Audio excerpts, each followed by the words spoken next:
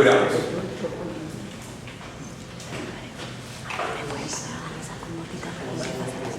Sí, yo también teníamos esto diciendo. Sí, verdad que... Ahora, de aquí hasta la hora del almuerzo, vamos a conversar acerca de un poco teoría acerca del coding. Seguramente hay muchas cosas que ya saben, pero un poco la idea es un poco nivelar conocimientos y un poco tener una base sobre la cual después trabajar. Y lo primero que siempre converso es acerca de entender qué es lo que es una imagen digital. ¿Okay? En general uno a esta altura de la vida no tiene mucha claridad acerca de lo que es una imagen análoga. Estuve en el Prado ayer donde dije, bueno, acá están todas las imágenes análogas más grandes del mundo, así que la verdad es que eso es una imagen análoga, ¿cierto? Alguien con un soporte y después con otro pigmento, básicamente creando una imagen análoga. Distinto a lo que hacemos nosotros con las imágenes digitales. Es una fotografía tomada en el desierto de Chile y que básicamente me gusta mucho la fotografía por lo demás. No sé si conocen un pixel. ¿Saben lo que es un pixel? Sí. ¿Sí? Si no lo han visto, se los presento. Aquí vienen atentos todos. Viene el pixel. Viene. Bueno, ese rojo que está allá abajo es un pixel. Ahí hay un pixel. Para los que no lo conocían. Todo el mundo ha visto una imagen pixeleada, ¿no es cierto? Entonces, esa es la unidad mínima de una imagen, de cierto tipo de imagen digital. Es una imagen de mapa. Básicamente, en imágenes digitales existen dos grandes grupos de imágenes: mapas y vectores. Un mapa es un sistema de coordenadas, alto y ancho, dos dimensiones, donde básicamente cada coordenada tiene una posición. Que básicamente la diferencia es esa, que existen píxeles. Por lo cual, esto dice que el cuadrante A1 tiene un color violeta. El cuadrante AZ55 tiene un color azul. Entonces es un mapa en que sencillamente se dan coordenadas y colores.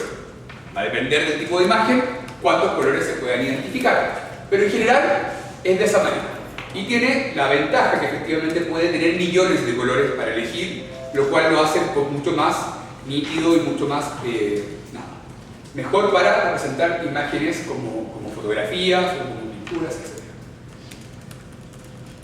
Y por otro lado, tenemos imágenes que son vectores, las cuales, no importa cuánto nos acerquemos a ellas, nunca se van a pixelear, porque no tienen píxeles, sino que lo que tienen son instrucciones matemáticas para que el computador nos diga, nos vuelva a representar la imagen en otra vista.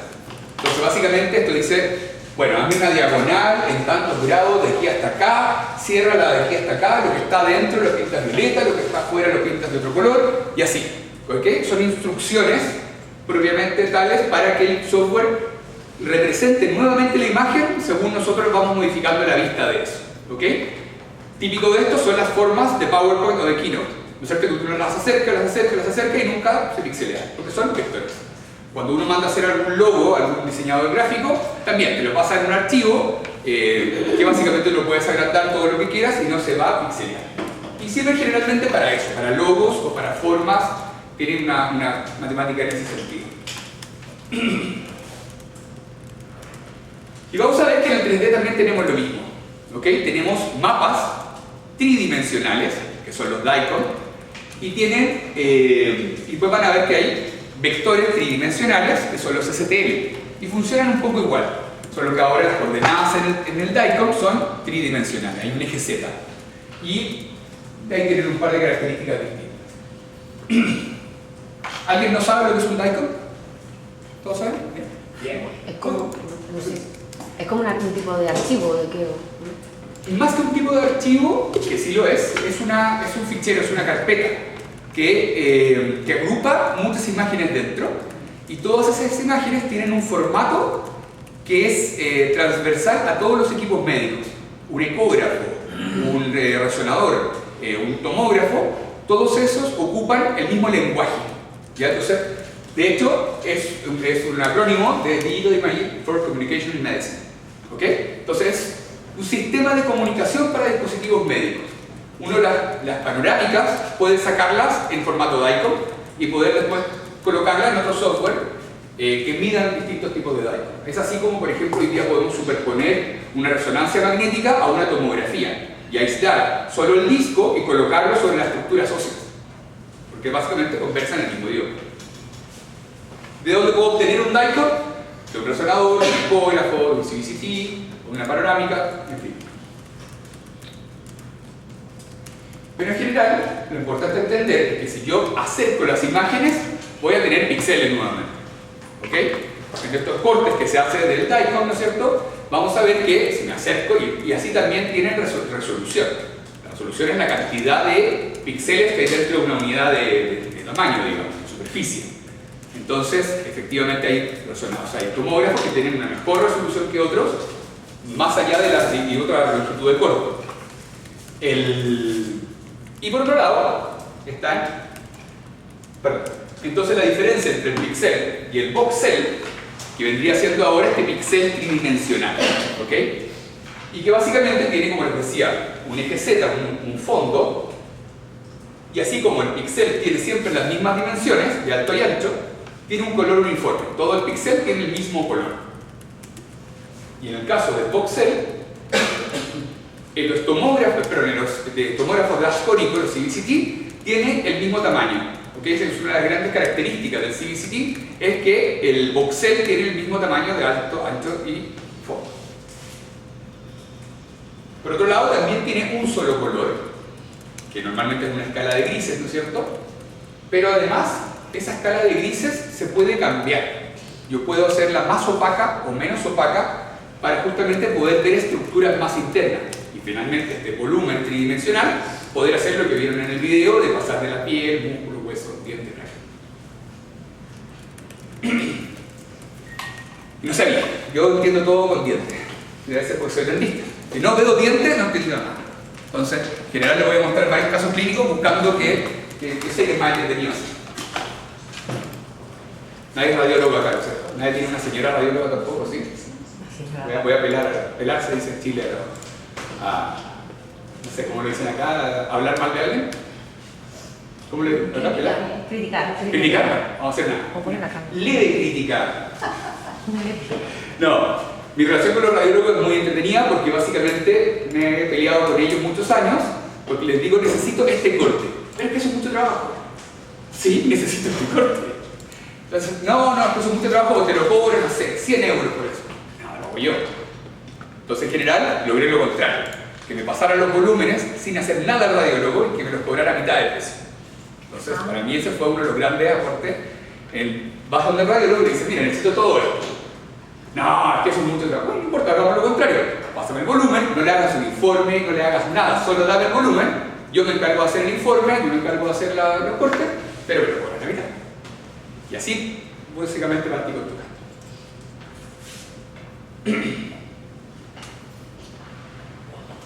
Ella es Camila.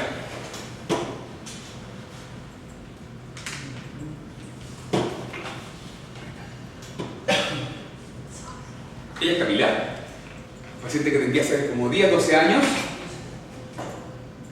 que venía con un hermoso canino, ¿no es cierto?, retenido. Y en esa época le pedí una tomografía.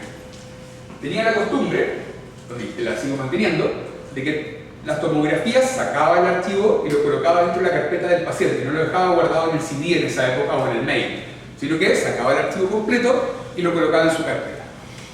En ese tiempo todavía todavía veía esto, que es la ventana completa del archivo, y decía, nada, qué lindos son estos cortes, ¿cómo no puedo hacer otro corte más? ¿No es cierto? En otra posición.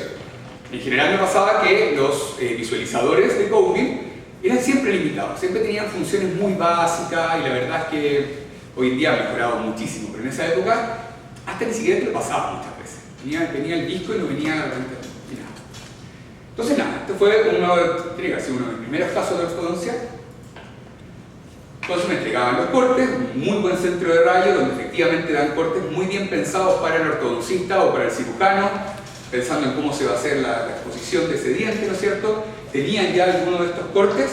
En general los radiólogos usan un software de implantes para hacer cortes, por lo cual están todos hechos en el eje mayor del hueso alveolar, no del diente. Y básicamente comenzamos con un tratamiento de ortodoncia. Tiene ahí su mapa del dolor, para generar muy bien. Y esa era su oclusión inicial. Era un caso muy complejo, algo de compresión, ¿no es cierto? Y algo de desalineación y un canino que estaba mal ubicado. Lo primero que hice fue hacer una expansión. Y en ese tiempo todavía no trabajaba mucho con Gonzalo, por lo cual Gonzalo lo que hace es que mientras hace la expansión utiliza el mismo aparato, ¿no es cierto?, para rescatar los caninos, lo cual es fantástico. Yo hice el camino largo, esperé llegar a un arco rectangular pesado y recién después me puse a traccionar. Por eso es que el caso de 3 años. Y nada, mecánica absolutamente habitual, un sobrearco para poder mover el canino sin que se pierda la habilidad de lograr alineación. 2015, montaje articulado, ¿no es cierto? Lo que yo quiero lograr es que la cúspide del canino inferior esté en la vertiente distal del lateral superior. ¿Habían escuchado eso? Sí, nunca. ¿No? ¿Sí? ¿La primera vez? Gonzalo, bien, ya. Ahora entendí, pero le sacamos normalmente. Y acá está un lado bien y el otro lado no. Entonces hacemos los ajustes correspondientes, terminamos de cerrar los espacios y terminamos el caso en 2015. ¿Qué fue lo simpático de todo? El paciente la seguí controlando. Las guías finales, montaje final.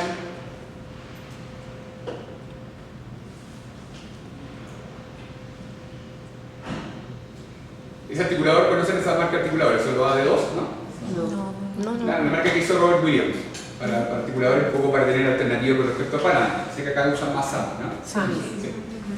En América usamos el Panade y salió esta marca. Este es el articulador número 20 construido por el número 00020. Y bueno, estas son las fotografías finales del caso y está la oclusión por limpa.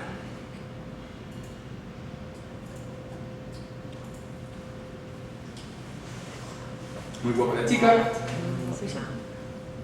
Ella es muy amiga mía, soy muy amigo de los padres, así que me dejan mostrar la foto del curso, lo ocupo para diagnóstico facial y un montón de cosas. Van a conocer a esta Camila.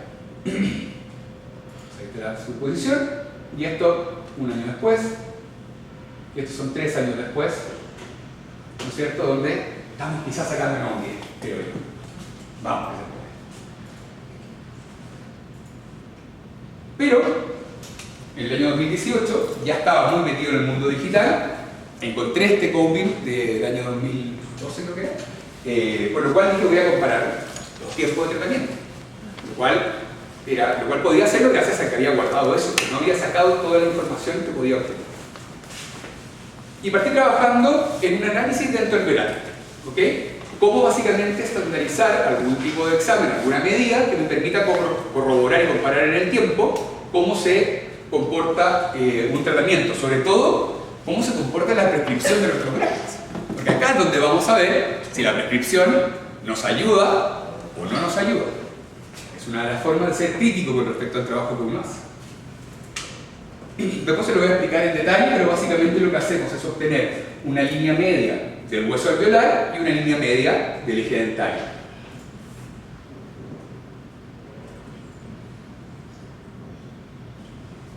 Entonces tenemos la línea media del eje dentario y la línea media del hueso alveolar. Y entre esos se obtiene un ángulo que queremos siempre que sea lo menor posible. Entonces ese es el inicial y este es el final. ¿Qué referencia tomas del hueso? Luego empezar a un momento.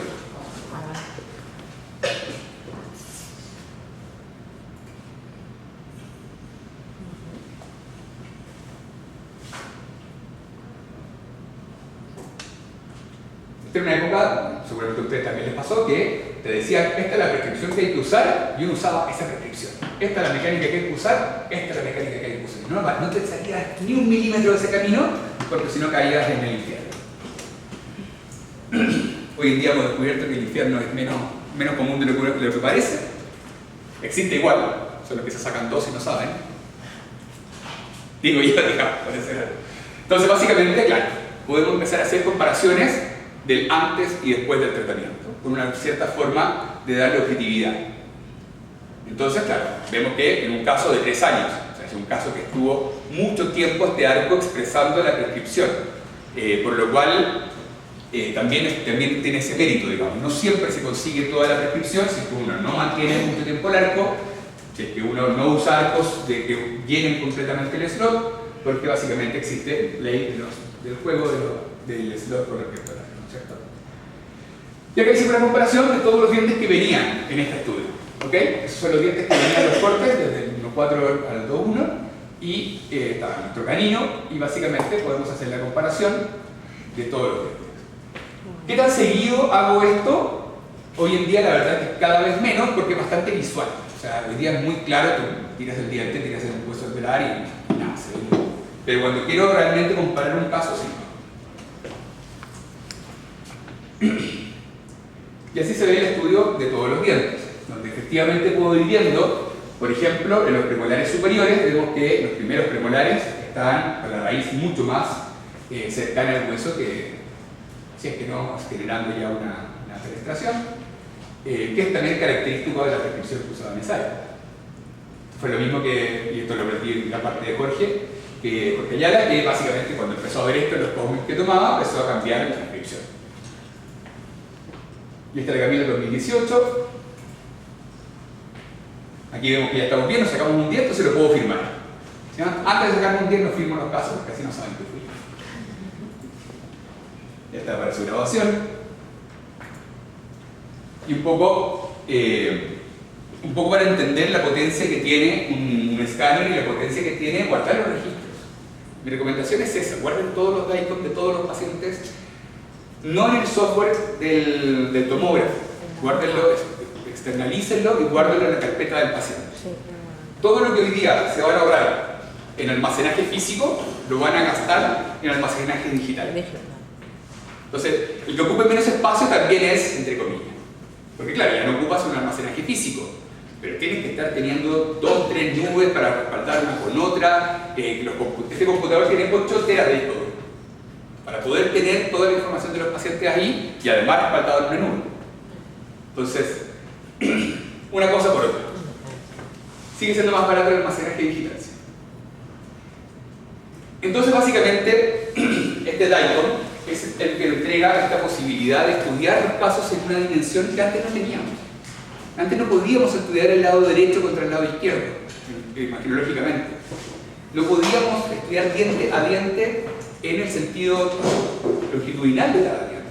Y perdón, el tema de los cortes según el eje del diente, ¿eso se puede modificar? ¿Nos vas a enseñar cómo? Sí, claro, sí, claro. No, el software que vamos a usar efectivamente es de los que permite eso. Vamos a conversar acerca de las características que queremos de un software de imaginología. Bueno, esto es un poco lo que ya conversábamos.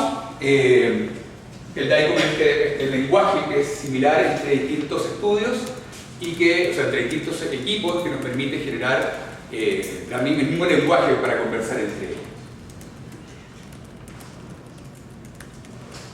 Y un poco, seguramente también lo conocen, ¿no es cierto?, que el ascónico es una máquina que gira, el haz va girando alrededor del paciente y genera con eso un volumen mediante la superposición que hace de esto. ¿Por qué es tan preciso?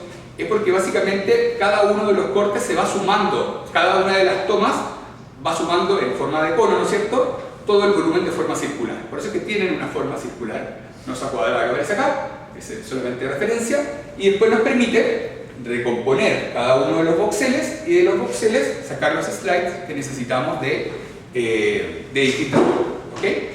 Eso es en términos generales lo que hace un combi. También lo hacen los tomógrafos médicos. En el caso de los tomógrafos médicos son un poco más anchos los voxeles que largos, lo cual el software lo maneja automático, así que nosotros no nos enteramos, pero tienen esa diferencia. Estos fueron desde el año 71 que empezaron a desarrollarse los tomógrafos en general y los tomógrafos de ascónico desde el año 98. Y en general tienen, entre comillas, la desventaja que necesitan que el paciente esté muy estable. ¿Ya? Por eso que no podemos tomar la tomografía con el paciente en posición natural de cabeza, por ejemplo. Siempre va a estar restringido por el equipo, con un equipo médico donde el paciente está acostado, con mayor razón. ¿Ya? Por eso es que necesitamos después alguna forma de orientar ese volumen para que efectivamente nos sirva para el diagnóstico. Y ustedes ya han visto, ¿no es cierto?, que existen distintos tamaños de sensor, distintos tamaños de ventana, lo cual vamos a ver que es importante porque tienen por un lado la ventaja de poder ver más estructuras, pero por otro lado la desventaja de ser, entre más grande el volumen, tiene menor definición, tiene menor contraste, ¿no es cierto?, de las estructuras. En general, yo ocupo un segmento de 5×10 para hacer, perdón, de 10×10 para hacer las tomografías bimaxilares, o si no, uno de 16×25 para tomar las imágenes de cráneo completo. Existen algunas tomografías de cráneo completo que sacan, o sea, la mayoría de hecho recomponen una imagen hace 2 pasadas el escáner, por eso que obtiene más radiación, y la calota la reconstruye de forma distinta que el resto del... Normalmente llegan hasta nación, de nación hacia arriba es otra toma, por lo cual no es muy... Muchas veces la combinación de ambas no es muy precisa. Como nosotros trabajamos de la calota hacia abajo, la verdad es que no nos afecta, pero un poco para tener idea. Que no entiendo un poco eso. Eso que se lo tienes que seleccionar a la imagen, es una vez que tienes la imagen, no tienes que... Depende de dos cosas. Si tú tienes un equipo que tiene un sensor de 25×16, tú puedes decirle que te haga cualquiera de las ventanas. Vale. ¿Ya? Pero hay otros equipos en que su ventana es de 10×10, hay equipos que su ventana es de 5×8 y a eso no le puedes pedir más, solo menos. ¿Bien?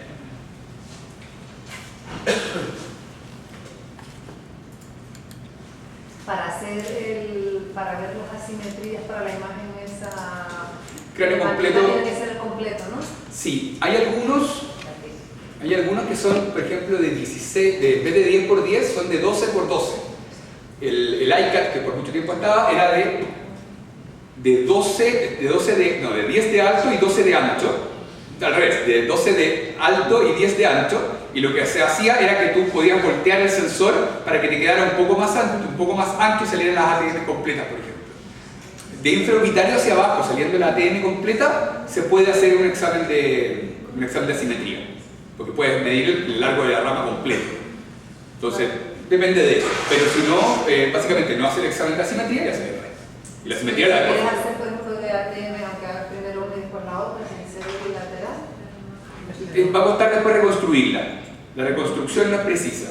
Pero sí podrías medir un lado y el otro y hacer dos y comparar después un lado con el otro. Sí podría ser. No vas a poder ver la imagen en conjunto. Vale. Pero sí. ¿Y por qué nos interesa el tamaño? Porque básicamente nos interesa tener la mejor imagen posible. Del mismo ejercicio anterior yo decía, oye, el ejercicio final que hice de cuando terminé el caso se veía peor que la fotografía tomada 10 años atrás. ¿Por qué? Y básicamente es porque existen 3 factores que nos afectan en la calidad de la imagen. El primero es el tamaño del voxel, ¿ok?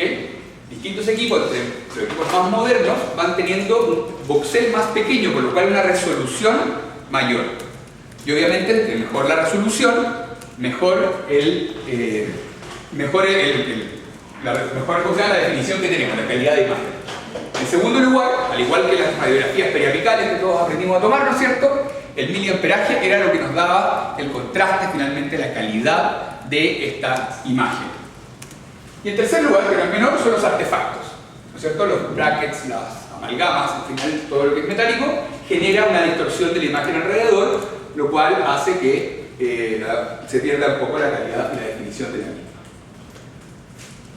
En la carpeta que les pasé con ejercicio también vienen varios papers, que en general son los que he utilizado, por si después quieren revisar. Uno nunca la revisa, pero uno queda muy bien como profe. Bien, en general esto te explica ¿quién de acá sabe de fotografía? ¿Quién le gusta la fotografía? ¿Sí? ¿Se han dado cuenta que cuando uno cambia el ISO o las asas, uno obtiene más granos, o en cierto más ruido que cuando no? Pero eso es un poco distinto. Yo siempre lo comparo desde ese punto de vista. En los sensores fotográficos, lo que tú haces es exigirle al sensor mayor capacidad. Por eso es que pierde calidad.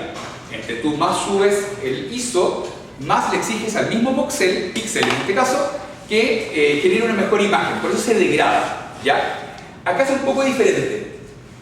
Cuando yo tengo un voxel más pequeño, caen menos rayos. Y por eso es mejor.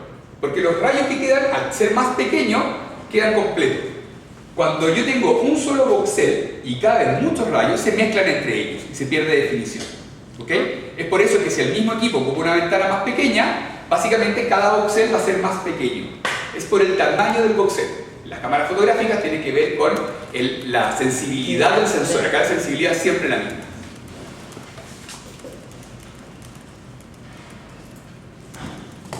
Y aquí hay un estudio que me gustó mucho, que está tomado en modelos anatómicos, y que básicamente van cambiando la ventana arriba y abajo el miliamperaje. Entonces vamos viendo que la mejor imagen, ¿no es cierto?, es con la ventana más pequeña y con el miliamperaje más alto. Y así vemos cómo se va degradando la misma imagen.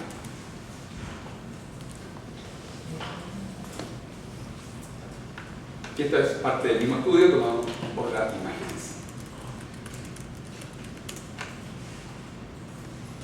Lo cual nos lleva a la siguiente pregunta. Después de este. Bueno, hoy día con una buena imagen, la verdad que es fantástico. Todos los con bimaxilar que pido, ahora los pido todos con un separador de labios o con algodón, básicamente en el vestíbulo, porque básicamente se puede ver increíble los tejidos blandos periodontales. Se puede ver la inserción de la encía y después la inserción ósea. Entonces, perdón, es mejor hacerlo con el separador aunque pierdas la perspectiva del labio. Me da lo mismo, tengo la fotografía. Vale. Y puedo superponer una con otra. Pero si siempre todos los exámenes, todos los bimaxilar, los pido con eso, los plenos completos no.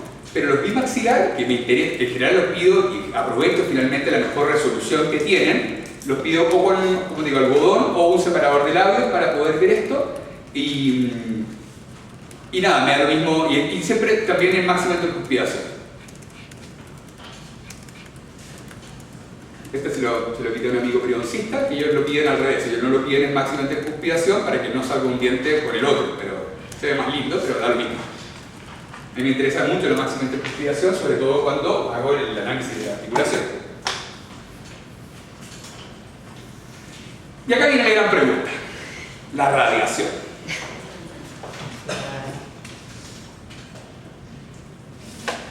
¿Qué opinan de la radiación en los cone-beam? ¿Qué poca? ¿Qué tan poca? Han dicho tantas cosas que no sabemos. Por eso yo dije, pensé lo mismo y dije, bueno, ¿qué tan poca es? Comparado con lo análogo, ¿por qué es mejor? ¿Será mucha, poca? ¿Qué es mucho, qué es poco?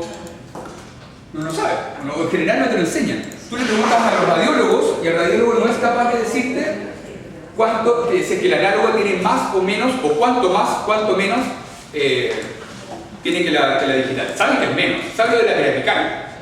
¿No es cierto? La vertical todos saben que es 0,0. ¿Cuánto es lo máximo que debe recibir una persona al año? La ley. Encontré un hermoso documento del Ministerio de Salud español que dice cuánto en España debe ser la radiación máxima de un paciente y cuánto debe ser la radiación de un operador de equipos de radio. Interesante, ¿no? Bueno, lo primero que hice con mi super ejercicio es que tomé esta tabla que ustedes tengan antes. Esto es de la sociedad, de la Real Academia Inglesa, de Real College, no sé cuánto, donde básicamente hablan acerca de las distintas dosis que tienen los distintos equipos. ¿Ok?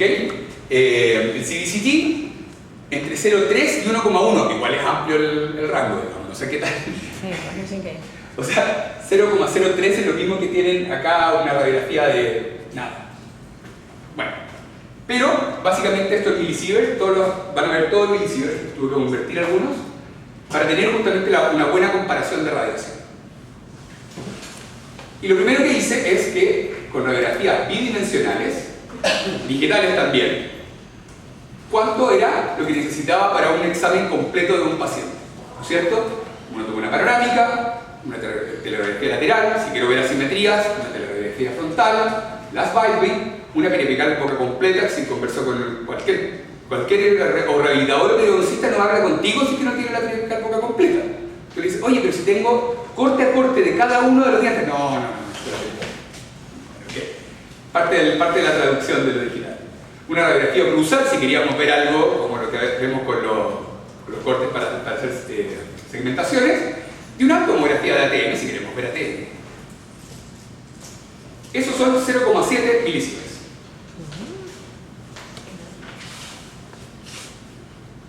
La radiografía tridimensional, tomando un solo volumen de cráneo completo, tiene promedio entre 0,03 y 1,1, 0,8. Uno puede ver en el equipo, las características del equipo, efectivamente cuánta radiación produce. Los equipos modernos tienen muchos filtros para producir hoy en día menos radiación que antes. Ya esto igual tiene sus años, pero de alguna manera me sirve como para ejemplificarles. ¿Cuál es la gracia de esto? Que puedo tomar cortes infinitos. Por lo cual, con 0,8 milisieverts, 0 casi 0,9, puedo tomar todos los cortes que quiera. Por lo cual, ¿cuál es el gran pecado? Es tomar un combi y no usarlo. Si es que tomo un combi y lo uso, bueno, estoy justificando la radiación del paciente. Sáquenle el jugo, no sé si se entiende la... ¿Sí? Y esa al final es como la prerrogativa, digamos. O sea, si vamos a tomar un combi, nada, hay que usarlo completo. Por supuesto nos regimos, como toda la radiología, en este concepto, ¿no es cierto?, de ALARA, que es usar la radiación que es más razonable para conseguir el objetivo que necesito. Lo que les decía antes, no pedir un examen si no sé qué voy a obtener de ese examen, o si que lo que voy a obtener me sirve o no. ¿Ok? Por lo cual yo pido un combi de cráneo completo en casi todos mis pacientes, sí. Justifico, lo ocupo, me varía si hago una cosa siempre. Si no, no lo pido. Y en general, el concepto de ALARA tiene estas 6 indicaciones. En primer lugar, basarse en una historia clínica. Lo que les decía, no se puede pedir ningún examen sin antes haber analizado al paciente. Y ver de esa manera que se justifica la dosis. En segundo lugar, si es que el interrogante se puede solucionar con una radiografía bidimensional, no pedir una tridimensional, es bien lógico. En tercer lugar, evitar el uso del combi cuando existe una alternativa no ionizante. Esto es interesante. Hoy en día la resonancia nuclear magnética, que cuesta mucho que te entreguen el DICOM, pero una vez que lo consigues, tú la cefalometría completa la puedes hacer en la resonancia. Porque básicamente se ven extraños los huesos, pero se ven. O sea, tú puedes distinguir estructuras y como lo que quieres ver es comparación de estructuras, no quieres ver el detalle propiamente tal del tejido óseo, la resonancia hoy día funciona para esto. Un gran amigo de Perú, Marco Estrada, que es un cirujano, está haciendo la parte de la planificación de cirugía con segmentación obtenida de la resonancia. Entonces la verdad es que es algo muy interesante. Pero ¿cuál es el examen no ionizante más asequible para nosotros? No sabían que iban a tener que responder todas estas preguntas, creo.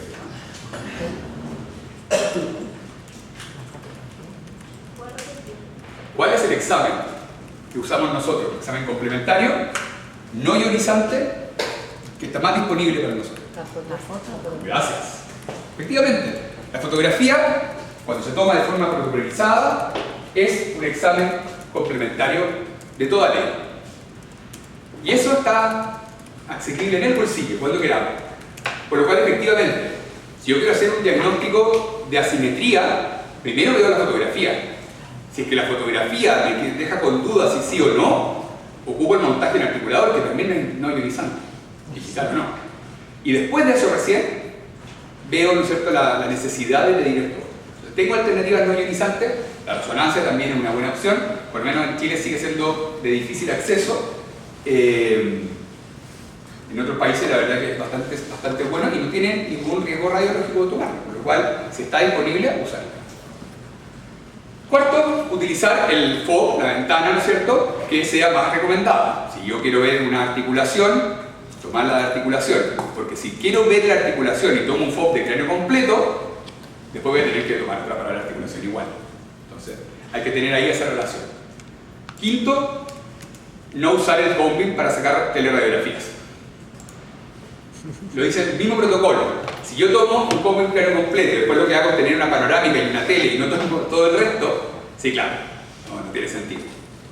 Y sexto, es al revés, es no tomar radiografías bidimensionales si ya tengo un examen tridimensional.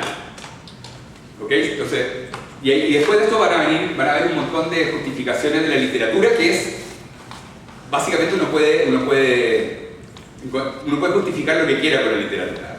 Un poco traté de hacer un examen lo más objetivo posible.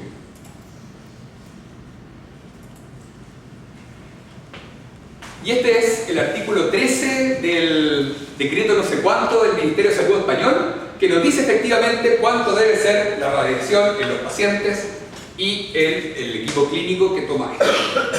El equipo clínico normalmente tienen los dosímetros, que básicamente es donde se está viendo esto. En los pacientes es más difícil saber cuánto es y un poco se mide por la suma de radiografías que ha tomado. Y en términos generales es 1 milisievert al año, siendo que en el caso excepcionales, por ejemplo una cirugía, puedes repetir esta dosis.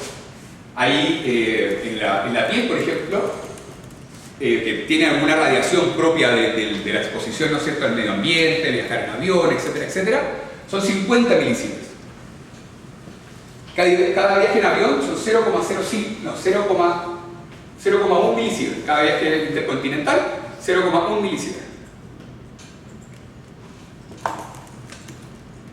Sí. Y entonces, básicamente uno puede viajar 50 veces, o sea, 500 veces al año. Y no pasa nada. Pero nos quedamos con el 1. O sea, si yo le pido a un paciente un escáner de estos al año, tiene todavía para tomarse un montón de otras radiografías y básicamente estoy dentro 100% de lo esperado. Incluso con el que más radiación me daba de los cómics, que era 1,1, sigo estando relativamente dentro de esa posibilidad. Por lo cual, tomar combing creo yo que no tiene ningún tipo de pecado, si es que efectivamente cumple nuestro propósito.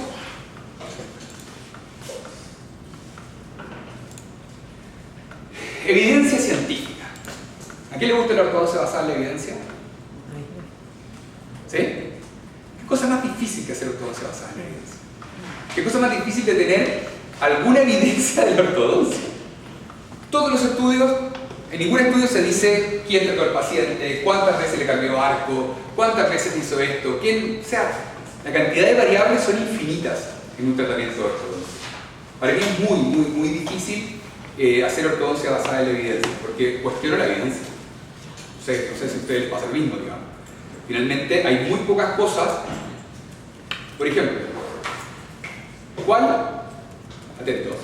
¿Están preparados? ¿Cuál es el overbite normal de un paciente? ¿El que debería tener o el que tiene normal? El promedio. El promedio de todos los pacientes. Lo que te dice la literatura basada en la evidencia que debiese tener un paciente. No tienen que decir lo correcto, pueden decir cualquier cosa da lo mismo. Aprovechen, acá no hay notas. Dos veces, ¿cierto? Más menos. No, 2, period. No tiene más menos. 2. Eso me dice a mí la evidencia científica que yo tengo que darle a mis pacientes. ¿Saben ustedes cómo se obtuvo ese valor de 2? Si ustedes leen los papers que hablan de eso, básicamente se obtuvo de un grupo de estudio, de un cierto volumen de pacientes, en los cuales se tomó un promedio. Pacientes con 10 de overbite, pacientes con menos 5 de overbite. Promedio 2. Y después de eso uno saca la conclusión de que tienes que darle 2 milímetros a los pacientes. Entonces las conclusiones que uno obtiene de una evidencia científica hay que cuestionar. Entonces la idea es que uno tiene que cuestionarse todo. Al profesor que te enseña las cosas por dogma, cuestiónalo. Al paper que te dice que lo hagas por dogma, cuestiónalo. Después de eso recién veo qué le creo y qué no. Después de eso lo ocupo y veo si es que en mis manos se da lo mismo. Yo cuestiono mi tratamiento, porque quizás no voy a obtener lo mismo que Gonzalo, lo mismo que Jorge. No lo hago. Pero también porque hago las cosas distintas. Considero algunas otras variables, etc. Entonces al final del día esto tiene que ver con eso. En general, la evidencia científica nos dice que, esto está demostrado científicamente, la planificación del tratamiento de caninos superiores impactados requiere una tomografía. Solo los caninos superiores. Si ustedes tienen un lateral impactado, la bibliografía nos dice que sea válido científicamente. ¿Okay? Solo el canino. Si tienes un premolar impactado, tampoco. Solo el canino, eso dice la evidencia. La evaluación de los cambios del hueso alveolar. ¿Ok? Solo, o sea, esto es limitado por la resolución del boxeo. ¿Ok? Lo cual sí es importante entenderlo. Yo no puedo diagnosticar hueso alveolar, corticales de los cóndilos, con una imagen de boxeo de cráneo completo. No puedo determinar diagnósticamente cómo están esas superficies o ese hueso alveolar. Yo puedo tener aproximaciones diagnósticas con un cráneo completo, porque no voy a ver la superficie. Y la verdad, no me interesa ver la superficie, ni del cóndilo, ni del hueso alveolar. Me interesa ver posición, me interesa ver volumen, me interesa ver otras cosas, los cuales me dicen si es que estoy en un campo correcto o no. Sirve para ver reabsorción radicular siempre que sea moderada o severa. Y sirve para ver discrepancias esqueléticas. O sea, yo con esto tengo toda la justificación que necesito de un cóndil todos los días. La discrepancia esquelética es la diferencia, por lo menos como la mido yo, es la diferencia en un plano horizontal verdadero de A y B. Creo que también se puede ver en una radiografía bidimensional, digamos. Pero esto está mostrado científicamente que sí sirve. Evidencia científica limitada. Pocos autores mostraron, perdón, el contraste de la letra es muy malo. Pocos autores demostraron altos niveles de evidencia sobre el impacto del CBCT en las decisiones de diagnóstico. O sea, toma CBCT y no tomarlo o sí tomarlo, les da lo mismo. Vale, para que lo hacen. O sea, como les decía, uno con la fotografía normalmente, si yo hiciera esa comparación, ¿cuántos casos trataría distinto tomando la fotografía y tomando el cóndil? No es una mala pregunta para hacer.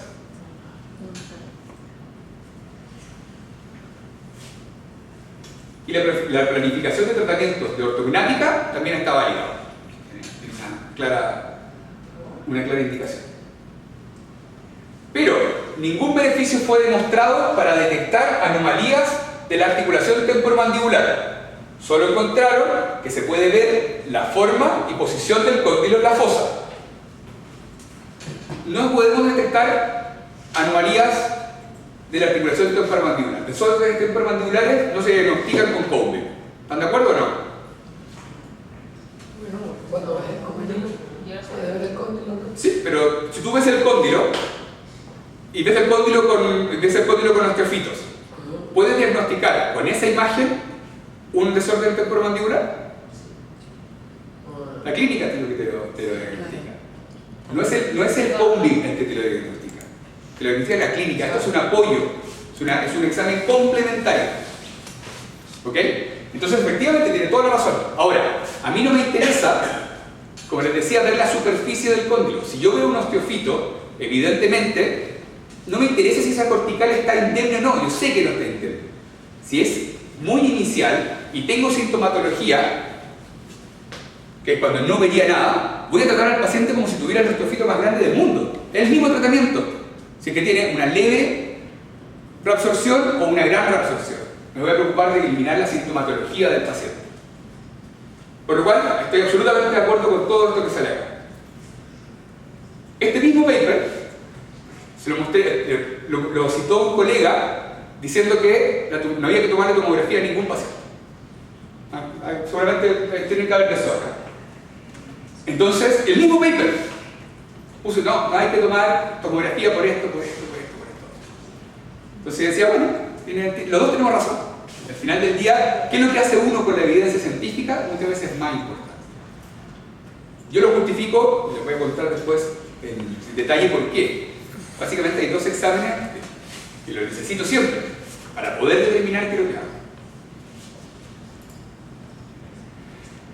Este mismo estudio finalmente muestra una tabla en los cuales trata de decir cuándo está indicado, cuándo no está indicado y qué FOB se debiese usar en distintos tipos de distintos tipos de anomalías, digamos. Donde básicamente dice que hay que tomarlo antes o después del tratamiento, si es que el caso es difícil, moderado o severo. ¿Cómo saben que un caso es difícil, moderado o severo? No tengo idea. ¿Vale? ¿Se entienden? Estas son las cosas por las cuales yo les digo que no sé qué decir. ¿Alguien sabe cuándo un caso es fácil de ortodoncia? ¿Alguien es capaz de decir, este caso es fácil? Los reto a decir que un caso es fácil, a ver qué les pasa el día después. ¿O no? Bueno, después dice anomalía de la estructura dental, anomalías de la posición dental, comportamiento de las tablas óseas, asimetrías y así. ¿Ok? En general no estoy de acuerdo con lo que sale acá porque, nada, yo creo que es un poco arbitrario, digamos, cuando él pensaba que estaba indicado o no, diciendo justamente lo que veía antes. Pero, como les digo, para mí que no se vea las corticales no es una indicación para no tomar un examen cuando lo que quiero ver es otra cosa. Bueno, ¿qué creen ustedes después de eso? ¿Tomarían pompa a sus pacientes o no? Sí. Muy bien. Muy bien, a toda la palma de mi mano. Podemos seguir. Si a alguien no le parece, por supuesto es absolutamente abierto a discusión. Como le digo, tienen que ser críticos siempre, sobre todo con el que está adelante exponiendo. Software libres y felices. Esa digamos, es mi forma de trabajar con esto. Como les decía, mi relación con los radiólogos ha sido tortuosa a lo largo de los años. Hoy en día he tenido muchos radiólogos que han tomado el curso y la verdad es que solo me corroboran esto y están felices ellos ahora de poder hacer todas estas cosas. Se dan cuenta que no tienen para qué estar ellos haciendo el examen cuando pueden perfectamente delegarlo a cualquier persona, porque como son cosas con parámetros, seguir parámetros es lo más fácil. Ojalá todos tuviéramos parámetros para todo, no nos equivocaríamos nunca. Lo difícil es cuando uno no tiene parámetros. Estos van a ser los dos software que vamos a usar: Radiant y Blue Sky.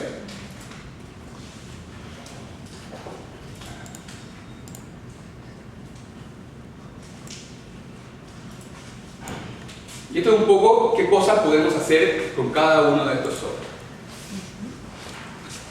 De Radiant, y es lo que no tiene Blue Sky, que de hecho si Blue Sky tuviera esta característica de ser un visualizador multiplanal, que es hacer estos cortes oblicuos, eso es lo único que no hace Blue Sky. Si tuviese esta característica, usaría solo Blue Sky para visualizar dicons. ¿Ok?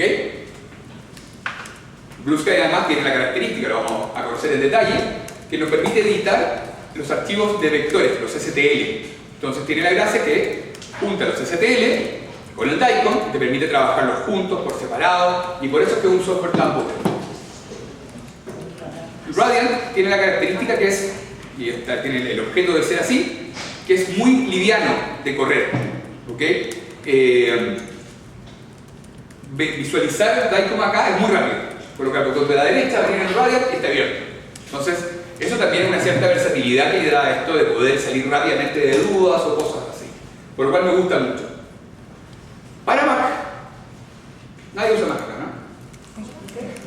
¿Nadie usa Mac? ¿Quién usa Mac? Mac. 2, 3, 4. Estamos estupendo. 4 de 20. Muy bien. Bueno, entonces no se lo enseño usando. No, hay un software que se llama Oros. Después vuelvo se lo voy a mencionar. ¿Ya? Pero en Mac. En Mac, sí. Y que funciona relativamente similar a Radiant. Después si ustedes lo tienen, se lo descargan, se lo muestro. ¿Cómo se llama? Oros. H-O-R-O-S. El hijo de Osiris. Horus. Es el hijo de Osiris en la mitología egipcia. Hay otro software que se llama Osiris. Y un poco cuál es la evolución que vemos en desde el punto de vista de la ortodoncia, por supuesto, en la imagenología. Desde una teleradiografía, en lo cual hacíamos una cefalometría análoga, seguimos con una teleradiografía digital, ¿ok? Digital o no, pero hacíamos una cefalometría digital. Ya la radiología digital nos permite tener mejor calidad de imagen, por lo cual es mejor la cefalometría digital. Después tenemos un híbrido, y que es hacer una cefalometría usando un CBCT, donde básicamente cada uno de los puntos yo los establezco tridimensionalmente. Si quiero ver, no sé, espina nasal anterior, voy a la puntita de la espina nasal anterior y ahí coloco el punto, en los 3 planos del espacio. Después me retrotraigo, veo la suma de capas y básicamente tengo los puntos ya marcados. Entonces hago una cefalometría con puntos multiplanares. ¿Ok? Por otro lado, todos los cortes que ustedes vieron de cada uno de los dientes, de la ATM, de la sutura y todo eso, son parte de los análisis multiplanares, que son todas estas opciones que tenemos de analizar los distintos cortes que hacemos. ¿Ok? Entonces va desde la cefalometría multiplanar a los distintos análisis multiplanares. Y por último, tenemos la evolución hacia la cefalometría tridimensional, donde ya las mediciones que hacemos no las hacemos en un plano del espacio, sino que los vectores de medida van a ser justamente tridimensionales, van a tener un ángulo tridimensional. ¿Se acuerdan en anatomía cuando uno describía el recorrido de un nervio? Que decía va de mesial a distal y va de caudal, ¿se acuerdan? Ya, esto es lo mismo. La línea ahora es tridimensional, ya no va en el plano sagital de A a B, va en los 3 planos del espacio simultáneamente. ¿Okay? Esa es la gracia de la cefalometría tridimensional. Y hay una cuarta opción que va como de la mano con esta, que son las volumetrías, que es cuando yo mido el volumen de la vía aérea, el volumen del cóndilo, finalmente manejando volúmenes como método diagnóstico. Interesante, ¿no? Bien, ahora voy a ir explicando algo de teoría acerca de los distintos exámenes que vamos a ir haciendo. Como les decía, el análisis transversal es un examen que considero complementario absolutamente. En general, el número que me aparezca acá para mí es una guía con respecto a lo que tengo que hacer, porque...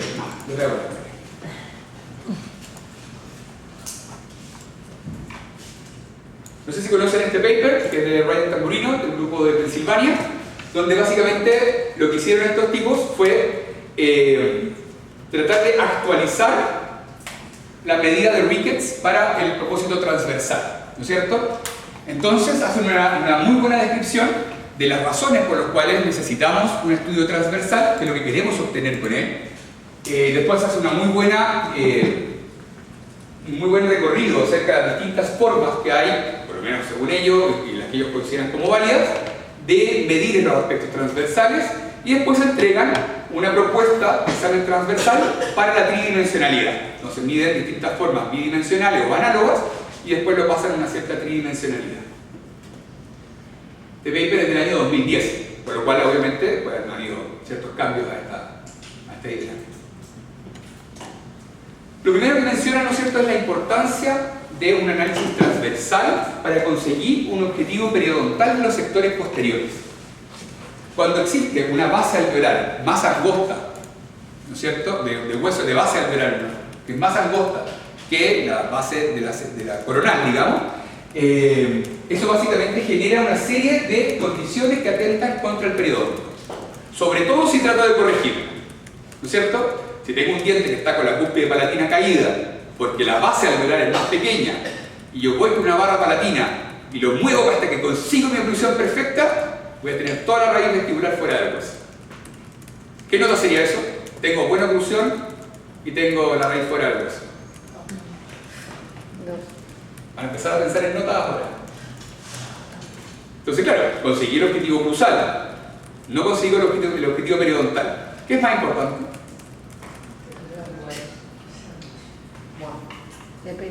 Depende, muy bien. Depende del resto de o sea, lo que hemos visto. ¿Cuántas raíces hemos sacado a lo largo de la historia si no veíamos esto nunca? Y efectivamente, había casos en que veíamos 10 años después que había recesiones en muchos dientes. Pero no tanto. Entonces al final depende de muchos factores, depende de la vida del paciente. Depende si fue un paciente estresado o tuvo 70 años de no trabajar nada con algunos príncipes por ahí. Bueno, no vamos a hablar de la realeza en este grupo tan serio. Entonces, la verdad es que es importante, ¿no es cierto? Necesitamos saber si efectivamente nuestro caso va a tener el objetivo periodontal cubierto. Y viene desde acá, no viene de que el paciente se cepilla o no. Que sí, pero no. Y bueno, hace estos 3 análisis. El examen anteroposterior de Ricketts, elemento 3 de los 6 elementos de Andrews y el examen que proponen ellos de Pensilvania. ¿Alguien hace el análisis de Ricketts? ¿Alguien utiliza este examen? ¿Sí? Lo han usado alguna vez, pero lo usan de forma cotidiana. Piden una teleradiografía frontal para hacerlo, en todos los casos. ¿No es cierto? O sea, yo lo usé cuando hice mi posgrado, sí, tomábamos una frontal en todos los casos y medíamos esto. Creo yo que hay cosas que envejecen bien y cosas que envejecen mal. Este estudio claramente, que está demostrado acá, envejeció mal. Aquí básicamente lo que hacíamos es tomar puntos de referencia que eran obtenibles en una teleradiografía frontal. Se tomaban los puntos maxilares y los puntos antegoniales. Y con eso básicamente se establecía medíamos estos dos, íbamos a una tabla, obtenía por supuesto de caucásicos norteamericanos, no es el caso que tengo en Chile, y básicamente según esto determinábamos cuánto era lo que necesitábamos. Entonces un paciente de 21 años, esqueletal adulto, veíamos las medidas maxilares, antegoniales, veíamos la diferencia entre uno y otro. Según las diferencias teníamos un 7,8, perdón, según la diferencia que llevábamos a la tabla, teníamos 7,8, que para este caso, veíamos la tabla, necesitábamos 7,8 milímetros de expansión. O sea, esto es lo más parecido a Twin que yo vi, ¿o no? Entonces ahora tengo que hacer 7,8 milímetros de expansión porque la tabla de los caucásicos americanos me lo dijeron. Y ahí te va 1 por ciento de expansión. Ahora, ¿es malo expandir de más? Si es que no expandimos, es malo. Pero si realmente se abre la suprapalatina y expande, se devuelve solo. Entonces, a menos que sea una mordida en tijera muy marcada, que igual se resuelve, la verdad es que expandir de más que de menos no es de las cosas menos terribles que podemos hacer. Expandir de menos y después usar las prescripciones es más malo. Bueno, claro. Periodontalmente sí, claro. Y por otro lado, está otro estudio que es absolutamente vigente, que es el elemento 3 de Andrews. Como decía, para mí Andrews es un crack a otro nivel. Es Messi y Ronaldo juntos. No, es lo mejor de los dos mundos. Un tipo que cambió la ortodoncia completamente. Nos permitió, como les decía, a mí por lo menos me permitió ser ortodoncista. Y más encima ha seguido trabajando después de esos estudios y después de esos tratamientos tan buenos, vigentes hasta el día de hoy. Y la verdad es que si tienen algún día la oportunidad de tomar el curso de Andrews, es increíble. Ellos tienen un libro de los 6 elementos que es francamente fantástico. Y bueno, el elemento 3, él lo mide de la forma menos radiológicamente terrible, que es tomar los modelos y mide el ancho de la línea Walla. Odio el nombre, contra el nombre más feo que puede existir. William Andrews y Larry Andrews, padre e hijo. Nepotismo, no, todo lo que quieran. Y básicamente la línea Walla, que tú mides Walla superior y Walla inferior, por lo cual es Walla Walla, de verdad que no me gusta. Y que básicamente es la línea mucogingival, ¿ok? Entonces tú mides a nivel de los 6 la línea mucogingival superior e inferior y tiene que darte 5 milímetros más la superior que la inferior. Y los 5 milímetros tienen una razón de ser, porque básicamente es el ancho promedio desde la cúspide, desde el punto FA hasta el surco. Son 2,5, por lo cual 2,5 a cada lado son 5. Pero, además de medir esto, tú tienes que hacer una variación de los molares superiores, sobre todo, si están palatoinclinados, ¿no es cierto?, palatoangulados, tienes que compensar esa posición, porque como estás midiendo la diferencia entre el punto de la línea mucogingival y el punto FA, o sea, la cara vestibular del paciente, esa cara vestibular va a cambiar, por lo cual necesitas saber esa posición. Que me gusta mucho, la verdad es que está acá. Entonces, tú ves que el caso lo vas a mover hasta cierta posición, compensas la medida según esto y con eso identificas la posición del paciente. Ahora, no me convence. No me convence porque si estoy midiendo acá arriba, que supuestamente es el punto más estable, si yo modifico esto no tiene variación. ¿O sí? Con eso diríamos que entonces la línea muscogingival no es el punto más estable, se modifica. Y sí se modifica. Efectivamente, tú ves un caso antes y después, lo mides y se modifica. Por eso es que el Larry lo hace. Bien, Larry.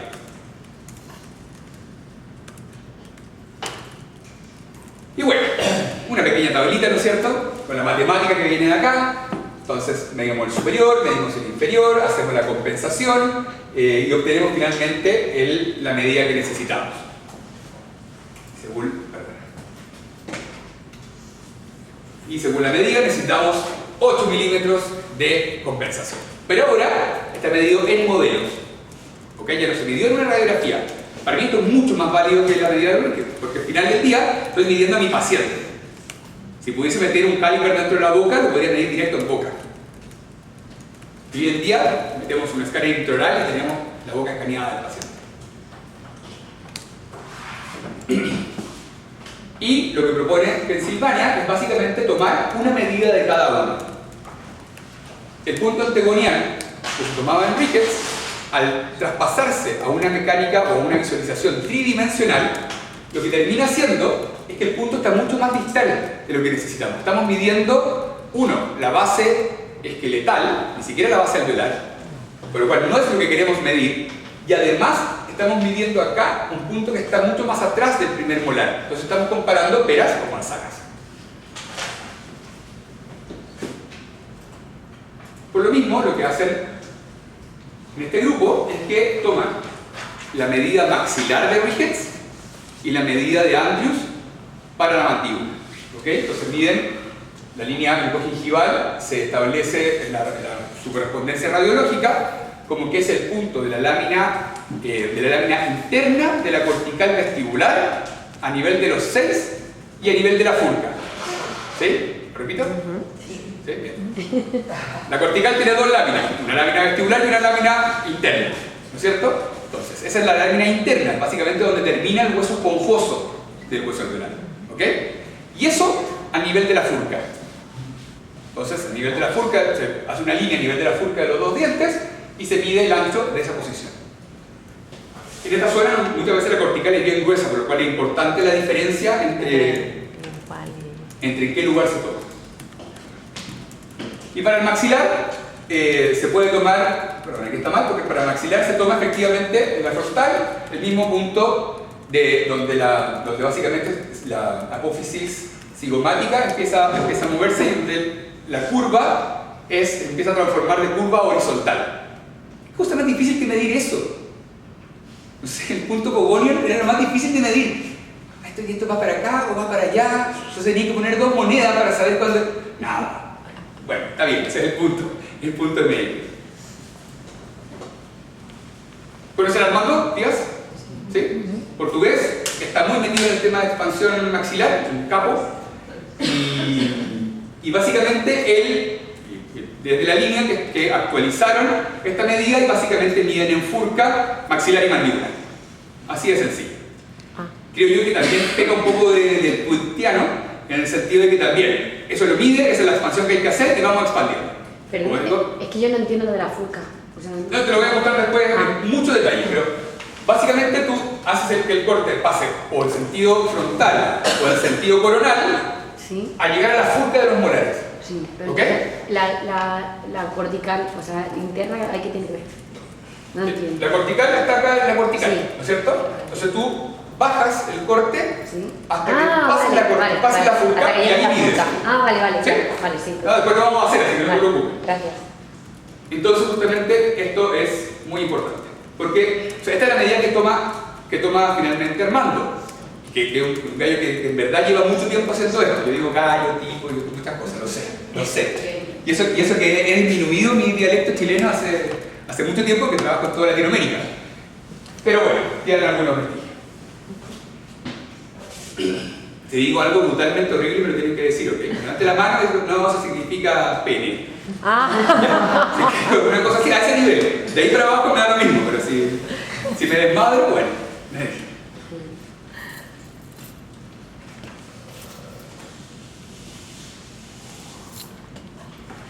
Entonces, ¿cuál es mi punto intermedio? Mido las dos. Mido en MX y mido en la furca, en el maxilar, y mido abajo en esto. Pero si quisiera ser suficientemente correcto, cuando yo mido acá, debiese ser la compensación que hace Andrews, no medirlo directo. Y ahí es donde yo pienso, yo lo he comentado con Armando, es que no sirve de nada medir acá si después yo voy a cambiar la angulación de este diente y ya no es la misma medida. Entonces pero lo que me responde es que, bueno, ¿y si expando 2 milímetros más qué? Tiene razón. Cuando tienen razón, tienen razón. Pero primero lo pregunto. Y al final tiene un buen sentido. Profe Ayala me decía el otro día que él cambiaría la medida. Cuando el profe Ayala lo dice, La pena. hay que por lo menos revisarlo. Por algo será. A mí me pasó con Gonzalo, que yo le dudé todo lo que me enseñó, todo. Entonces hacía la media vuelta y trataba de 50 maneras para terminar 5 años después haciéndolo igual que Gonzalo. ¡Ay, qué horrible! Pero no importa, dice mi camino y yo lo decía porque bien. Algo de vasco, puede ser. Hay que matar al padre siempre. Bueno, Jorge dice que a él le gustaría medirlo el nivel de los ápices, medir la base alveolar a nivel de los ápices, porque dice que efectivamente esa es la parte más difícil de mover. Si yo necesito mover algo, es ahí donde básicamente tengo más dificultad de abrir, donde más se mueven los dientes, no tengo que compensar. Para pensar.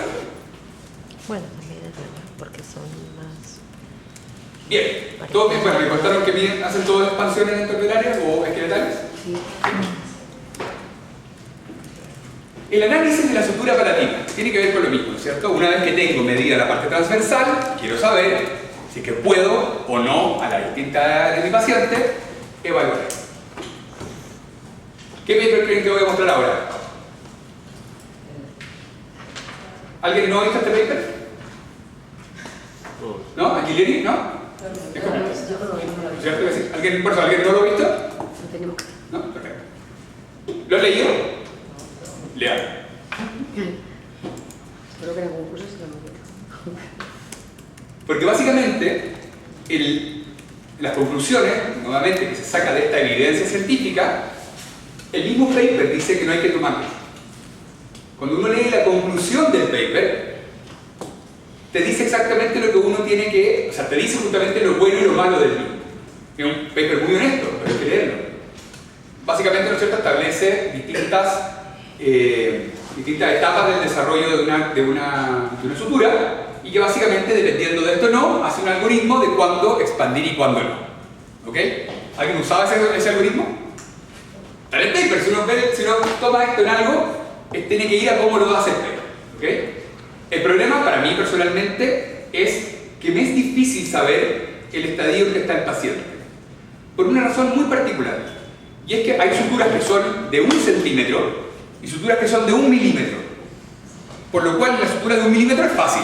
Yo paso el corte por la línea de la sutura y voy a tener una muy buena imagen similar a esta. Pero si la sutura es de 1 centímetro, yo me voy un poco más arriba o un poco más abajo y la imagen cambia absolutamente. Entonces, ¿cuál tomo? Arriba, abajo, al medio, al frente y para atrás.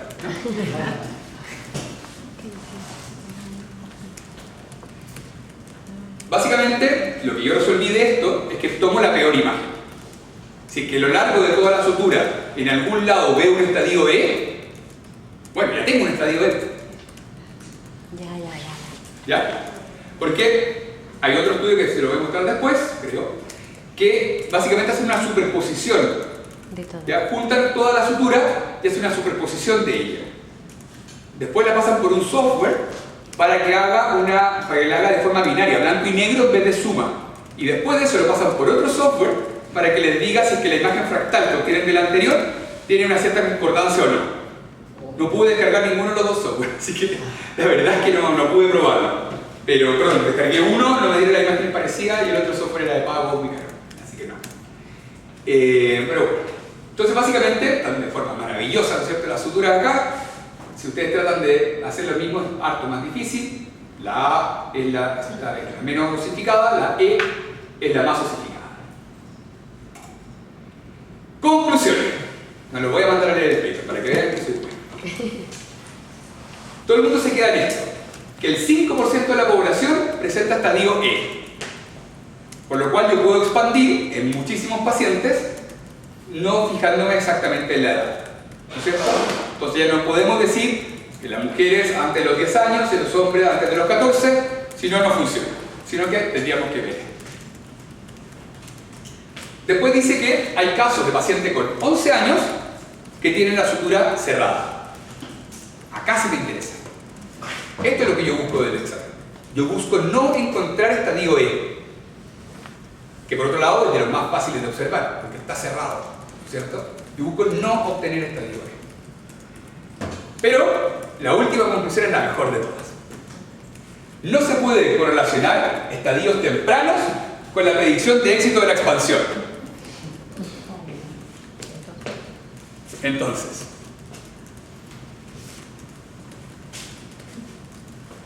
debido a la acción de otras suturas paranasales. Y así, tuve 2 años tomando en todos los exámenes la misma cuestión. Y básicamente no es predictor de nada este estudio. Y todos los papers salen, todos los estudios salen que esto. Todos los que hablan de expansión maxilar muestran este. Angelini tiene otro paper, ¿lo has leído? Tiene otro paper que básicamente hicieron una correlación del estadio esqueletal con la maduración de las vértebras. Ya conocen también la metodología de vértebras para poder determinar los estadios. Y demostraron, según este estudio, que son correlacionables. Por lo cual no necesito ver la sutura porque me basta con ver las vértebras. ¿Con verlas? Las vértebras, Vale, la maduración vertebral. Vertebral. De la cara inferior, ¿no es cierto? De ese. Entonces ni siquiera tengo que tomar lo otro porque esto, si creo finalmente lo que aparece acá, está bien. Entonces, no sé por qué hicieron este trabajo, porque básicamente ya dijeron que no es predictor de éxito, pero midámoslo igual de otra manera. Entonces uno puede tomar los dos papers y decir, ok, no voy a medir la sutura, no necesito un examen tridimensional para medirlo, porque tengo la teleradiografía, que es comparable con lo otro. Pero lo otro no es predictor de que se va a expandir. Y así. ¿Cómo determinan ustedes cuándo hacer expansión ventricular y cuándo hacer expansión esqueletal en la edad más tardía? Cuéntenme para saber cómo lo hacen. Con la muñeca. En la muñeca ves el estadio de crecimiento, ¿no es cierto? Ya. Tiene maduración ósea. ¿Le haces expansión esqueletal? ¿O no haces expansión esqueletal? ¿Anclada en hueso? ¿No? ¿No? Perfecto. ¿Alguien hace expansión en hueso? ¿Anclada en hueso? ¿Sí? Sí. ¿Y cuándo determina que ya no se puede?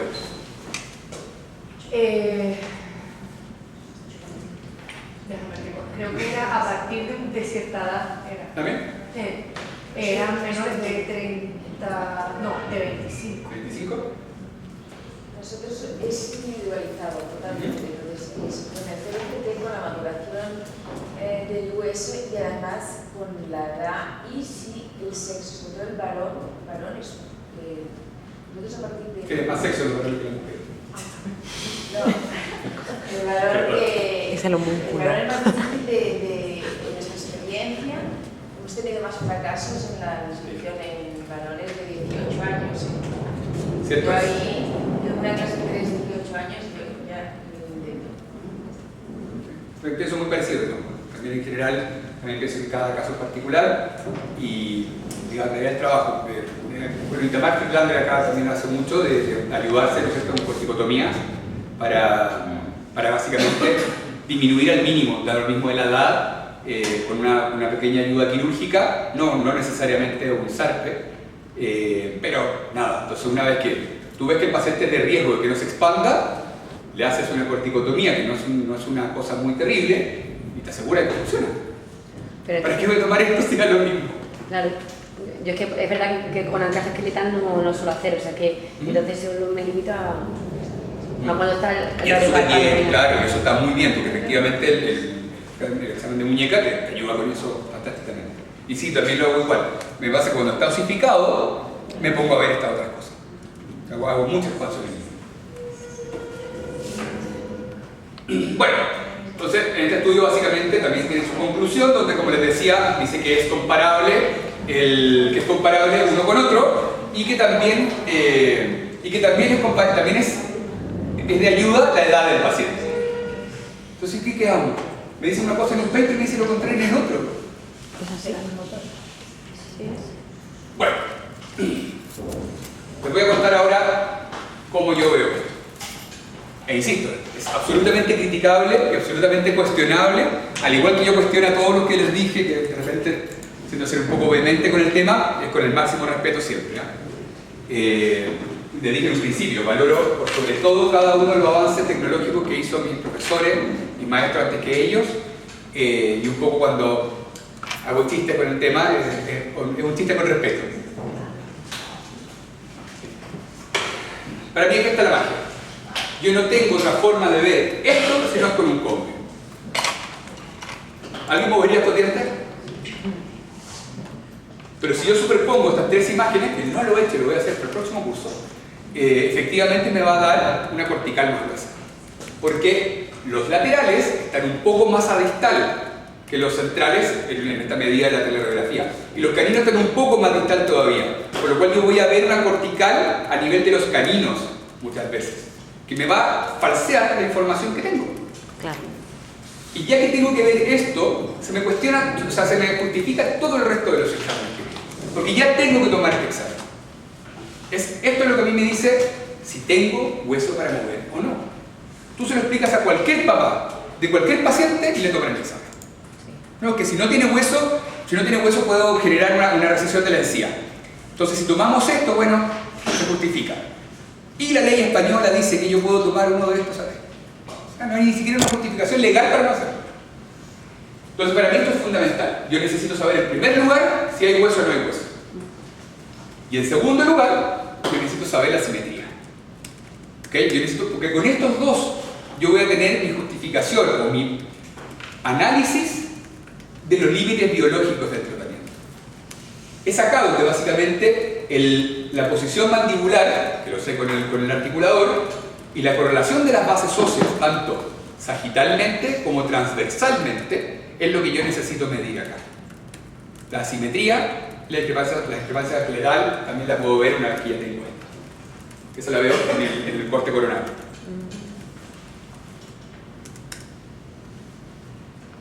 ¿Queda claro? Yo sé que no. Así que veamos un caso clínico. Bueno, y lo que le decía de la asimetría que tiene que ver con lo mismo. Me imagino que la han visto, ¿no es cierto? Un par de veces. No es la misma que han visto siempre. Cuando la imagen normal no tiene corregido el overbite, no tiene corregido la mordida abierta. Entonces yo tomé la me robo a todos. Hay un dicho de Picasso, no sé si lo conocen, que dicen que los grandes artistas imitan y los genios roban. Bueno, un caso clínico, yo siempre necesitamos dientes a esta altura, no hemos visto dientes, en aproximadamente dientes completos, hemos visto solo radiografías de dientes, estamos nerviosos. Queríamos ver. Este es un caso que para mí es muy ejemplificador. La verdad es que lo vi retrospectivamente y me di cuenta de este caso, porque es un caso con una simetría en esta fotografía y en reposo ya no tiene la simetría. Y en sonrisa se nota menos la simetría todavía. ¿Cómo puede ser que alguien tenga una simetría acá y no allá? ¿Qué es lo que haríamos para determinar esto? No, yo sé que ustedes lo saben. Antes de programar, ¿cuál es el siguiente examen que veríamos acá? Registro céntrico. Entonces, estamos viendo que la oclusión no está fácil, ¿no? Por eso es que esto está así en máxima intercupidación y esto está así en la manipulación de la mandíbula. Donde vemos que se corrobora la misma simetría. ¡Charán! Ahí está. Pero sumado con esto. Bien. Entonces, en el montaje articular, en RC, se mantiene lo mismo que habíamos visto en boca, incluso mejora un poco más. En boca quedaba levemente desviado, en el articulador bien. Pero viene esa distracción. Entonces, ¿esto es una simetría estructural o funcional? Funcional. ¡Gracias! Totalmente funcional. Esto es una malposición que es típico de las clases 30 que están acomodadas más adelante. Tomé un caso fácil para ver. Pero en general es de acá donde nosotros vamos a ver eso. Fueron los primeros pacientes que hizo una dilución esqueletal y falló. Siempre cuando hago el primer caso de algo me falla. Siempre, siempre, siempre. Nunca me sale bien a la primera.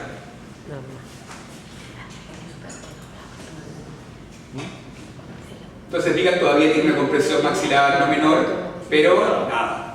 Manipulamos al paciente, lo programamos y básicamente el caso después de eso no fue un caso difícil. Ya, es que también depende cómo está posicionado. Y esto es lo que les contaba. Me salió el título. Este es el examen de análisis dentro del alveolar que hago. Y que en primer lugar, antes de tirar cualquier línea, teniendo sobre todo cuando sacamos el labio, vamos a poder ver tejido blando, dehiscencias, fenestraciones y un montón de cosas. Totalmente válido, depende del tamaño del voxel. Si no tengo tamaño de voxel, no puedo jurar que eso está acá. ¿Ok? No puedo jurar que la dehiscencia es dehiscencia. No puedo jurar que la fenestración es fenestración. Pero de alguna manera me da una buena idea de cómo está.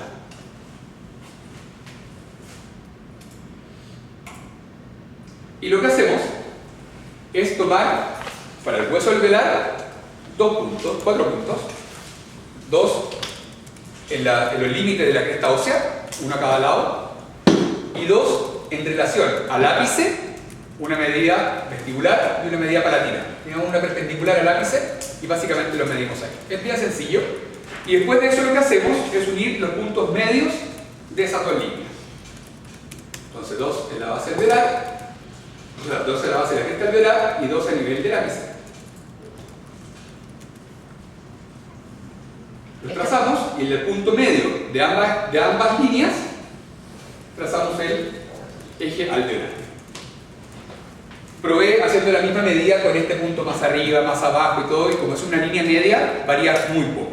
Pero esto hecho en el corte del Absolutamente. Como primer requisito tiene que estar en el corte hecho en el eje longitudinal del diente. De acuerdo. Bien, y con eso establezco el límite alveolar. Ahora, como les digo, te lo hice, no sé, 20 casos, diente por diente, ese es el tema, y después te das cuenta que en verdad se ve. No es una cosa que tengas que medir. Entonces, claro, cuando quiero ver, por ejemplo, una prescripción y quiero analizar el resultado de una prescripción, sí lo hago. ¿Ya? Porque con eso puedo medir y tener un ángulo preciso de uno con respecto al otro. Pero para hacer mi diagnóstico habitual, la verdad es que veo cantidad de hueso, que no necesito esto, y sé que es cosa de ver la inclinación. No es tan marcado. Y el eje radicular es del borde incisal, ¿no es cierto?, hasta el ápice. Y aquí pueden haber algunas variaciones, porque hay veces que el ápice puede estar con alguna variación, y ahí prima el sentido común. ¿Okay? El menos común de los sentidos, lo sé, pero también nos da esa ventaja. Si toman en general la pulpa del diente, también también se puede seguir esa línea. ¿Ya? Y después básicamente el ángulo entre uno y otro. No tiene mayor magia que eso.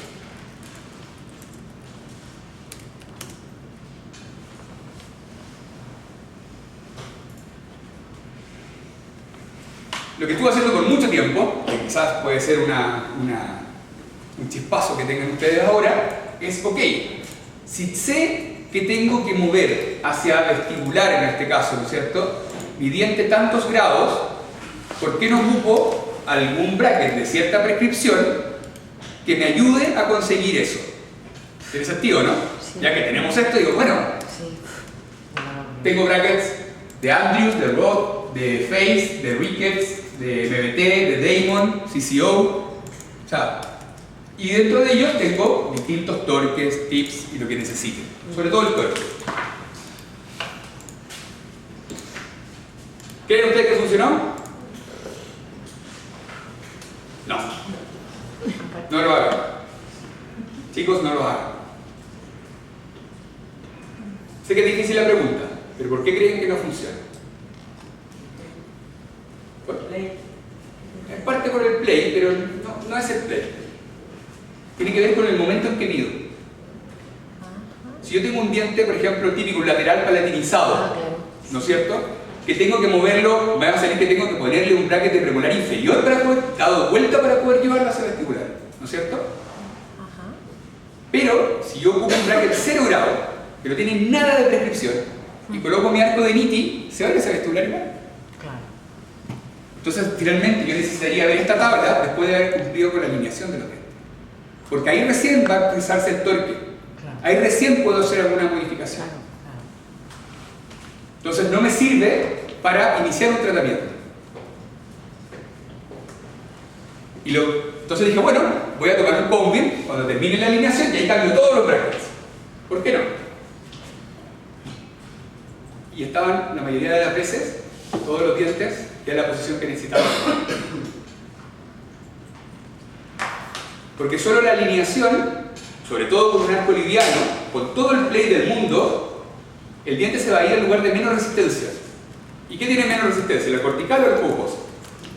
Adivinen a dónde se van los dientes solitos. ¿El esponjoso? Siempre que haya espacio. Entonces, si hay espacio, colocan un arco 0,14, lo mantienen 6 meses, todos los dientes en su hueso pulposo. ¿Para qué usamos prescripciones entonces? Que mejor. Claramente por esta no me beneficia, pero ni 3 ni nada. Porque efectivamente, no sé si conocen a Erti Silva. ¿Lo han escuchado? ¿Un brasileño? ¿El qué? No. Erti Silva. ¿Sí? No. Es un tipo que hace mucho anclaje esqueletal. Es un crack, de verdad, que es muy muy bueno. Y él usa todos, el único bracket que usa es bracket de Ricketts 018. El único bracket que usa. Atiende supermodelos brasileños y les pone así un bracket a todas las supermodelos. Esto es lo único que funciona, porque si ya paciente que han tenido 3, 4 tratamientos antes y logra resultados que son increíbles solamente con bracket 018. Yo estoy hace un año usando la mitad de mis casos bracket 018 y la verdad que es increíble, además que se alinea con una rapidez. El bracket 018 resuelve las alineaciones, las rotaciones y todo. Un bracket ancho encima. Claro, Fantástico. Sí, o sea, la palanca es la palanca. Así que ahí quedó todas mis ganas de usar esta tablita. Me muero un mes para encontrar todas las prescripciones y todo esto. Entonces, justamente, veía la parte del torque de los distintos dientes. Ahora, no está tan en la basura, porque efectivamente, cuando tengo un caso que después de alinear está con un torque que no necesito, típico también de los laterales, que pasan ahora después a una super, ¿no es cierto?, pared de palatino, y después terminan con una angulación muy positiva. Ahí sí me sirve. Pues ahí voy y busco, como les decía, el premolar inferior de Roth, que tiene menos 17 y menos 22, este lo busco.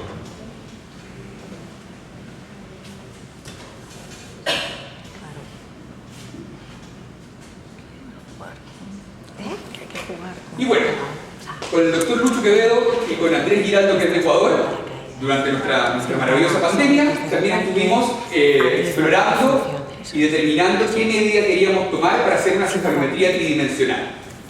Entonces empezamos a ver un montón de campos que le denominamos en ese tiempo. Un campo maxilar, un campo mandibular, un campo palatino. Tomamos creo que más de 300 medidas distintas. Era un examen que uno se decía, mira acá, una medida de yugal a yugal, o sea, perdón, de antegonial a antegonial, una medida de gonial de acá al gonial del otro lado. Otra era una telaraña. Ahí está el campo maxilar con el campo de la base ósea, de la base craneal.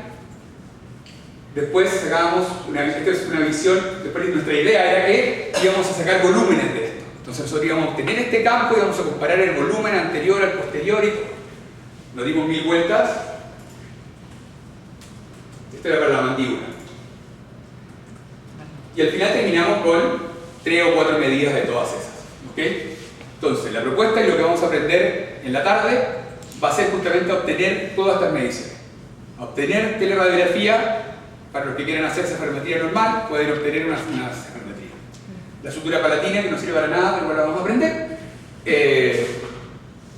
La teleradiografía y todo el resto de los exámenes que vienen acá. Y finalmente, esta es nuestra cefalometría tridimensional. Lo que tenemos, las medidas en amarillo son puntos de referencia, no son estructuras anatómicas, rojo maxilar, verde mandibular. Largo de la rama, largo del cuerpo, bilateral. Y esto es lo que les digo, esta medida no está tomada de acá a acá, es la medida tridimensional de esta línea. ¿Ok? ¿Sí? ¿Me preguntan? ¿Sí, doctor? Bien. Y este es el plano palatino que ahí les voy a contar. Llegaste a la discrepancia, acá tiene una variación. Se fija que tomamos de cóndilo a espina nasal anterior y de tuberosidad a punto A. Entonces esta es de tuberosidad a punto A para poder determinar con la mandíbula la discrepancia sagital. ¿No? ¿Los mareé? Después los desmareo. Y lateralmente, este es nuestro plano palatino, que no está medido en el paladar porque tiene mucha variación. Entonces, si lo establecemos solamente a nivel alveolar. Y ERTI también tiene un protocolo tridimensional que es muy bueno. Para mí el único problema es que tiene demasiadas medidas que no necesito. Entonces, creo que son 80 diapositivas. Entonces, claro. Pero, por supuesto, pero es también porque esto es un protocolo que es comercial, digamos. Hay una empresa que lo realiza, tú le mandas el CBCT, le mandas la foto y te hacen todo ellos. ¿Okay? Yo hoy en día, todo el estudio que ustedes vieron, también lo tengo absolutamente externalizado. Tengo 2 chicos que son los que hacen el estudio y a mí yo me demoro en hacer esto lo que me cuesta llenar la orden. Vale. Nada más. Y el centro de diagnóstico toma todos los registros, la foto, el código, el video, todo. Los chicos lo procesan y me llega a la semana, un poco más de una semana, el estudio terminado.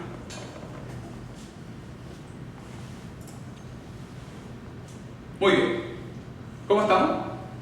Muy bien. ¿Bien? Muy bien. ¿La cabeza? ¿Sí? ¿No? Bien, bien. Estamos listos por la mañana. No sé qué hora es, pero... Sí. Bien, 2:30. ¿Qué les parece? ¿Alguna duda? ¿Algo que quieran comentar, por favor? Todavía no. El Black Belt hace 18 de Rickers, ¿no? Se puede comprar por AliExpress. Cuesta $2 el juego. No, yo por ejemplo, lo único es que como tengo el CBCT de 5×5, nunca había, por ejemplo, me quedaría limitada al tema de la cefalometría, ¿no? Sí. claro. Es que como te digo, o sea, puedes tomar igual una teleradiografía. Sí. Si estás en eso, Eso es lo que hago una acá. teleradiografía Vale. igual. Como digo, yo hay muchas medidas que no utilizo, de hecho no utilizo, solamente la discrepancia sagital verdadera es la única medida que utilizaría de una teleradiografía. Vale. Quizás algo de las proporciones verticales y nada más. Como digo, el eje facial lo necesito porque es una necesidad. Porque si no lo tengo, no puedo comparar si que se reelige antes y después del tratamiento. Y los ejes dentarios, que te dan los angulitos, pues también te... Depende del hueso que muy tengas. bien. Gracias. Lo que pasa es que eso es muy relativo. Así que eso. Porque ¿Otra pregunta? en realidad lo importante es ver el eje del diente. Con No, relación, no, gracias. se lo sabían Pero todos. también... sí, Ya lo habían escuchado varias veces. Pero lo hemos entendido muy bien. ¿Tan buen profesor? somos así, que aprendemos muy rápido. Yo tenía presupuestado media hora de preguntas. Así que van a quedarse acá media hora hasta que tengan preguntas. Oh, a ver qué preguntamos. Algo que les llame la atención, algo que no hacían habitualmente. ¿Algún comentario, por favor? ¿Algo de feedback? Cuando has dicho que la rama mandibular la mides, como eso, hay un sentido longitudinal, pero también antero-posterior, esa medida ¿cómo se traza? Vamos a hacerlo con... Luego lo vemos. Vamos a ver la mitad de la cefalometría 3D, vamos a ver la mitad en este módulo y la mitad en el próximo. Okay. Porque básicamente uso 2 software. Ajá. Uso Blue Sky Plan para hacer las líneas Ajá. y Google Mesh Mixer para medirlas. Entonces, como Mesh Mixer lo vamos a usar en el próximo módulo, ahí les voy a enseñar cómo medirlas. Vale. Cómo obtenerlas lo vamos a ver ahora. ¿Cómo obtenerlas? Vale. Porque va antero-posterior y que ya no es lo mismo. Sí, lo que no he hecho nunca es hacer una comparación entre la medida 2D, que me daría esta superposición, digamos, con respecto a la 3D. Eso no lo he hecho, yo creo que sería una buena cosa de investigar, porque puede ser más sencillo, porque básicamente marca los puntos en cualquier radiografía. Claro. y lo obtienes como diferencia de uno con otro. Eso no lo he hecho. Pues está bien. y nos vas a enseñar a sacar del CBCT todo el protocolo. Todo lo que ustedes vieron. Ah, qué bueno. Tenemos 4 horas para lograrlo. ¿Será suficiente? Bueno, Sí, muy bien. Yo el café me ha costado. sí, yo he tomado cafeína porque me hace No, pero yo me he costado sacar el café. Ah, sacar el O café. sea, yo he dicho que a mí me hubieran echado porque he intentado, me he puesto delante del display y ha venido Mercedes. Depende si tiene asimetría o no. Entonces digo, no es mi curso, porque no puedo sacar No sé café. hacer café, pero no sé, bueno, igual es O sea, mucho A mí me parece me que la decía diferencia está en si tiene asimetría o no. Si Café hay asimetría digital también hay que mandibular aprender. o de los planos oclusales muy marcada, cráneo completo.